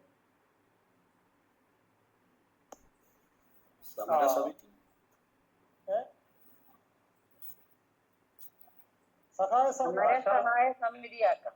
ഓക്കെ. സമരസഹായ ദേശീയ സമിതി. Okay okay. അപ്പൊ അതിന് കൺവീനറും രണ്ട് കോ കൺവീനർമാരും വേണ്ടേ? അതെല്ലാം വേണം. അപ്പൊ നമുക്ക് കോ കൺവീനറായിട്ട് നമ്മുടെ സതീശ് ഡൽഹിയിൽ നിന്ന്, നമ്മുടെ കാട്ടൂർ സനിൽ വിജയകുമാർജി, പിന്നെ വേറെ ആരാണ് കണ്ടത്? നമ്മുടെ കേരളത്തിൽ നിന്ന് കുടച്ചനാട് മുരളിച്ചേട്ടൻ, നമ്മുടെ അനിൽജി, അങ്ങനെ 5 പേരെ കോ കൺവീനറോടെ വെക്കാം. അപ്പൊ അതിന്റെ കോർഡിനേഷൻ ഉണ്ടാവും. ഫോൺ ചെയ്യാൻ ഒരു കൺവീനർ നമുക്ക് ദിവാകരൻ ചേട്ടനെയും വിംഗ് കമാൻഡറെയൊക്കെ ഇൻക്ലൂഡ് ചെയ്യും. അവരെ ഇന്ന് ആക്റ്റീവായിട്ട് ഡിസ്കഷനിൽ ഉണ്ടായിരുന്നവരൊക്കെ, അത് കേരളത്തിലും ഡൽഹിയിലുള്ള ഒരു റെപ്രസെന്റേഷനും കൂടി ആവാൻ നന്നായിരിക്കും. അതായത് അപ്പൊ നമുക്ക് ദിവാകരൻ ചേട്ടന് അതിന്റെ ഒരു ചുമതല കൊണ്ടുവരിക. കാട്ടൂർ സനില്, നമ്മുടെ വിജയകുമാർജി, സതീശ് വനിത ഡൽഹിയിൽ നിന്ന്, നമ്മുടെ കുടച്ചനാട് മുരളിച്ചേട്ടൻ അനിൽജി തിരുവനന്തപുരത്ത് നാട്ടിൽ നിന്ന്, പിന്നെ മറ്റ് സ്റ്റേറ്റിൽ നിന്നുള്ളത് എല്ലാവരും ഉണ്ടല്ലോ. അത് സ്വാഭാവികമായിട്ട് എല്ലാവരും നമ്മുടെ ഈ കമ്മിറ്റിയിലൊക്കെ അനൗൺസ് ചെയ്താവും. ഓക്കെ. അപ്പൊ അതുകൂടെ തീരുമാനം എടുത്തുകൊണ്ട് നമുക്ക് അതൊന്നുകൂടെ പറഞ്ഞിട്ട് നമുക്ക് നന്ദി പറഞ്ഞ് അവസാനിപ്പിക്കാം. ബാക്കി നമുക്കൊരു പിന്തുണ സമിതി എന്നായിരിക്കും നല്ലത്. സപ്പോർട്ടീവ് എന്നുള്ളതിന്റെ പിന്തുണ സമിതി ആയിരിക്കും നല്ലത്. ശശിയേട്ടന്റെ ആ നിർദ്ദേശത്തോടെ സ്വീകരിച്ചുകൊണ്ട് ആശാ വർക്കറുടെ പിന്തുണ സമിതി, അല്ല, സമര പിന്തുണ സമിതി. അവര് നടത്തുന്ന സമരമാണ് സമരത്തിന് പിന്തുണ, സമര പിന്തുണ സമിതി, ആശാ സമരം ദേശീയ പിന്തുണ സമിതി. അതെ. ഓക്കെ. കേരള ആശാ സമരം അതെ അതെ അതെ അതെ. കറക്റ്റ്. പലയിടത്തും നടക്കുന്നുണ്ട് ഇത്. അങ്ങനെ പ്രശ്നം വരും. അപ്പൊ ഇത് മാറ്റം വരുമ്പോ ഉണ്ടല്ലോ, അത് ഇംഗ്ലീഷിലും ഹിന്ദിയിലും ആക്കി ട്രാൻസ്ലേറ്റ് ചെയ്ത് എല്ലായിടത്തും സർക്കുലേറ്റ് ചെയ്യണം. BMS-ഉമായിട്ട് നമുക്കൊരു ഈ റിക്വസ്റ്റ് ഒരു ലെറ്റർ തയ്യാറാക്കി അത് ബ്രീസ് ത്രിപാഠിയുടെ സ്റ്റേറ്റിൽ കൊടുത്തു കഴിഞ്ഞാൽ അവർക്കും നന്നായി. അതെ അതെ, ഗുണം ചെയ്യും. ഇത് നമുക്കൊരു ഇത്തരം അസംഘടിതരായ സമൂഹത്തിലെ ബഹുഭൂരിപക്ഷം പേരും ഹിന്ദുക്കളാണെന്നുള്ള നമ്മൾ ഓർത്തിരിക്കണം. ഇവരെയാണ് കമ്മ്യൂണിസ്റ്റ് ഗ്രൂപ്പുകൾ ക്യാച്ച് ചെയ്ത് ഹിന്ദുത്വത്തിനെതിരെ വിനിയോഗിച്ചുകൊണ്ടിരിക്കുന്നത്. ഇനിയുള്ള കാലത്ത് നമുക്ക് ഇതുകൂടെ മനസ്സിലാക്കിക്കൊണ്ട് നമ്മുടെ വിഭാഗത്തിൽപ്പെട്ട ആൾക്കാര് മറ്റുള്ള ആൾക്കാരുടെ നേതൃത്വത്തിൽ സമരത്തിൽ പോകാതെ അവരുടെ പ്രശ്നങ്ങൾ പഠിക്കാനും പരിഹാരം കാണാനും ഹിന്ദു സമൂഹം കൂടെ തയ്യാറാകുന്ന തരത്തിലുള്ള ഒരു ക്യാമ്പയിനും ഇതിനോടൊപ്പം നമ്മൾ കൊണ്ടുപോകണം. നമ്മൾ ഇപ്പൊ നമ്മുടെ കേരളത്തിന്റെ പൂജ നമ്മുടെ ദേവസ്വം ബോർഡ് എടുത്തു കഴിഞ്ഞാൽ 99% പേരും CITയിലും മറ്റേ RSPയുടെ ട്രേഡ് യൂട്യൂബ്സിലും ഒക്കെയാണ്. അവരാണ് ഈ നമ്മുടെ ക്ഷേത്രങ്ങളെ നശിപ്പിക്കുന്നതിന് അവരോടൊപ്പം നിൽക്കുന്നു, കൂട്ടുകൂടി കൊടുക്കുന്നു. അപ്പൊ ഈ ഒരു ധാരണ കൂടെ നമുക്കിത് പിന്നീട് ചർച്ച ചെയ്യാം, സമയമില്ലാത്തത്. ശരി ശശി സാർ, നമുക്കിത് കൺക്ലൂഡ് ചെയ്യാം. നന്ദി പറഞ്ഞു. നമ്മുടെ തിരുവനന്തപുരത്ത് അഞ്ച് നന്ദി പറയട്ടെ. ആയിക്കോട്ടെ. ഓക്കെ. എല്ലാവർക്കും നമസ്കാരം.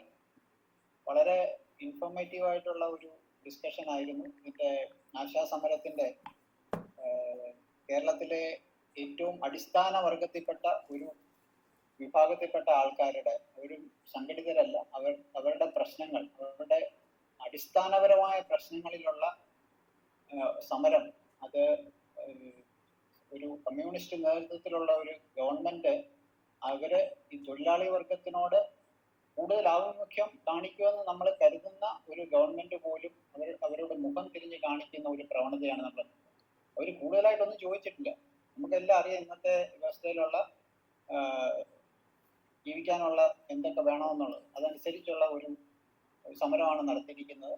അതിനോട് എല്ലാവരും സഹകരിച്ച് നല്ല പിന്തുണ അർപ്പിച്ച ഇന്നിവിടെ പങ്കെടുത്ത നമ്മുടെ ആദരണീയനായ ദേശീയ ചെയർമാൻ ഡോക്ടർ TPS സർ, പിന്നെ സെക്രട്ടറി ശ്രീ വിനോദ് കുമാർ കല്ലേക്ക്, പിന്നെ ഇന്നത്തെ ചർച്ചകളൊക്കെ നയിച്ച നമ്മുടെ BMSന്റെ central secretary doctor Brij Tripathi, അതുപോലെ മറ്റ് പ്രാസംഗികരായിട്ട് വന്ന എല്ലാവർക്കും, അതുപോലെ ഇതിൽ ആക്റ്റീവായിട്ട് പങ്കെടുത്ത എല്ലാവർക്കും ഞാൻ പാഞ്ചജന്യം ഭാരതത്തിന്റെ പേരിലും എൻ്റെ പേഴ്സണലായിട്ടുള്ള പേരിലും നന്ദി അർപ്പിക്കുകയാണ്. Thank you very much. ശുഭരാത്രി. മംഗളത്തോടുകൂടി മംഗളം സതി അവൈലബിൾ ആണ്. മംഗളം ആരംഭിക്കുന്നതിനായി സതി ക്ഷണിച്ചു.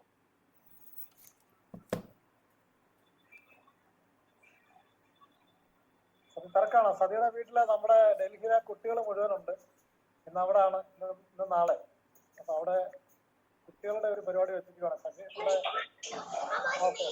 മംഗളം ചെല്ലണോ? Okay okay. ശരിയാ. ഓം സർവേ വിസുഖിനഃ സന്തു സർവേ സന്തു നിരാമയാഃ സർവേ ഭദ്രാണി പശ്യന്തു മാ കശ്ചിത് ദുഃഖഭാഗ് ഭവേത്. ഓം ശാന്തി ശാന്തി ശാന്തി. ഇവിടെ എല്ലാരും ഉണ്ട് വിനോദ്ജി. ശശിയേട്ടൻ നമ്മള് പരിപാടി തുടങ്ങിക്കഴിഞ്ഞു കേട്ടോ. ശശിയേട്ടൻ വിചാരിക്കുന്ന പോലല്ല, നമ്മൾ പല കാര്യങ്ങൾക്കും അങ്ങനെ അമാന്തിക്കുന്നില്ല. അത് നമ്മൾ സൈലന്റ് ആണേ ഉള്ളൂ. ബാക്കി കാര്യങ്ങൾ ഞാൻ മീറ്റിംഗ് കഴിഞ്ഞ് പറയാം. പിള്ളേരെ കാണിക്കേ. അത് ഇതിന്റെ ശശിയേട്ടൻ പിള്ളേരെയൊക്കെ നോക്കുന്നു. ക്യാമറ മുമ്പോട്ട് വരാൻ പറ എല്ലാരും കൂടെ.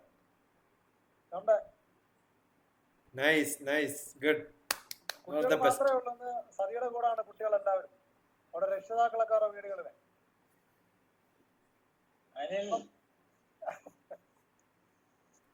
കൊച്ചുമോനെ ഗുരുകുലം കുട്ടികളാ.